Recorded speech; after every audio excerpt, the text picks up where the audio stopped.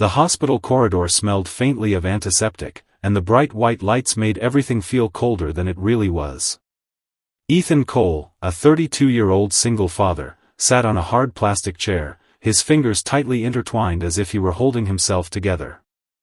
Behind the double doors, his 6-year-old daughter Lily was undergoing medical tests. "Let the reports come in, then we'll talk," the doctor had said. Those words echoed in Ethan's mind like a slow, ticking clock. 3 years ago, Ethan's life had shattered when his wife passed away after a sudden illness. Overnight, he became everything Lily needed: father, mother, protector, storyteller.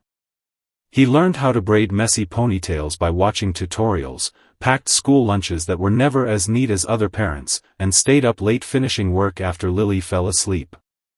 But today was different. Today, he was terrified. From his pocket, he pulled out a tiny yellow bracelet Lily had insisted on wearing but removed before the test. "For good luck, Papa," she had whispered. He closed his eyes for a moment, fighting the pressure building behind them. Footsteps approached, sharp, confident, echoing against the polished floor. A woman stopped in front of him. She looked to be in her early 30s, dressed in a tailored charcoal suit, her hair perfectly tied back. Anyone would assume she had complete control over her life. But her eyes told another story. "Excuse me," she said softly. "Could you help me, just for a few minutes?" Ethan looked up, confused. "Sure, if I can."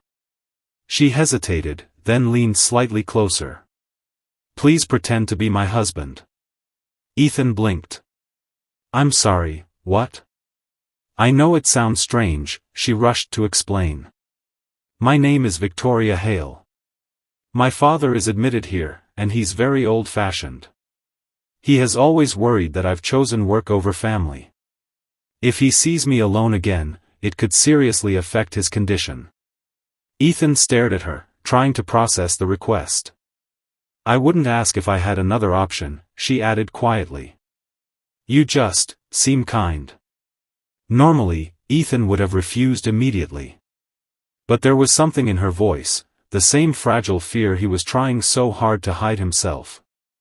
"My daughter is in there," he said, glancing toward the test ward. Victoria's expression softened instantly. "I'm so sorry. I truly hope she'll be okay." A pause. Then Ethan sighed. "All right. 5 minutes."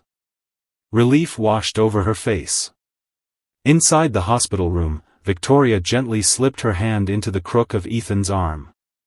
He stiffened at first but quickly relaxed, reminding himself this was only an act. An elderly man lay propped up on the bed, oxygen tubing resting beneath his nose. His gaze sharpened as they entered. "Dad," Victoria said warmly, "this is Ethan." The old man studied him carefully. "So," he said after a moment, "you're the man who finally convinced my daughter to slow down." Ethan managed a respectful smile. "I try, sir." A faint chuckle escaped the man. "I always feared she would face the world alone. Seeing you here gives me peace." Victoria's grip tightened slightly, perhaps out of emotion, perhaps gratitude. The old man looked at Ethan again. "She is strong, but even strong people need someone beside them. Take care of her." Something about the sincerity in that moment made Ethan answer from the heart. "I will."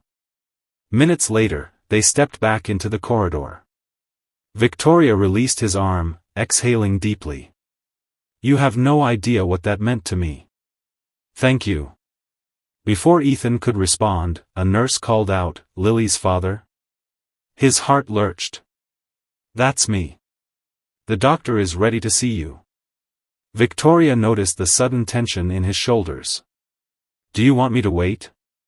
He nodded without thinking. Inside the consultation room, the doctor scanned the reports once more before smiling. "It's an infection, but we caught it early. With treatment, she'll recover completely." For a moment, Ethan couldn't breathe, not from fear this time, but from overwhelming relief. Thank you so much," he whispered. When he stepped back outside, he covered his face briefly, gathering himself. Good news? Victoria asked gently. My whole world is going to be okay, he replied, his voice thick. Soon, Lily was wheeled out, looking small but brave. Papa, she murmured. Ethan knelt instantly. Hey, superstar. You scared me. Her eyes drifted toward Victoria. Who's she? Victoria smiled warmly. A friend. Lily tilted her head thoughtfully. Daddy doesn't have many friends.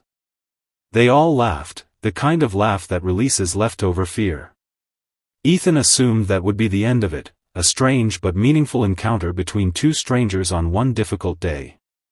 But the next morning, his phone buzzed with an unknown number. Thank you doesn't feel like enough. May I buy you a coffee? Victoria. He found himself smiling before he could stop it. Coffee turned into conversation. Conversation became comfort. Victoria revealed she was the CEO of a rapidly growing tech company, constantly surrounded by people yet oddly alone. Everyone sees the title, she admitted once. Very few see the person. Ethan understood. Single parenthood had its own quiet isolation. Weeks passed. Coffee became dinners. Dinners became long walks. And somehow, laughter slipped easily into spaces that had once felt heavy. Lily adored Victoria, especially after discovering Victoria made the best pancakes on earth. One afternoon at the park, Lily asked with innocent directness, "Are you going to stay in our lives?" Victoria blinked, surprised. "Would you like me to?" Lily nodded. "You make Daddy smile more." Ethan looked away, embarrassed, but he couldn't deny it. Later that evening, as golden sunlight faded into dusk, Victoria spoke softly. "Do you remember the day we met? When I asked you to pretend to be my husband? How could I forget?" Ethan chuckled. She hesitated. The strange thing is, it never felt like pretending. Silence settled between them, comfortable and warm. Ethan met her gaze. It didn't feel like acting to me either. He watched Lily chasing pigeons nearby, her laughter floating through the cool air. That hospital visit had begun as the worst day of his year. Yet somehow, it had opened the door to something neither of them had been searching for, but both had needed. Life is unpredictable, Ethan said quietly. Sometimes you sit down expecting bad news, and instead, you find a new beginning. Victoria smiled. Maybe, she whispered, some waits aren't just about fear. He nodded. They're about the moment life changes, when you least expect it.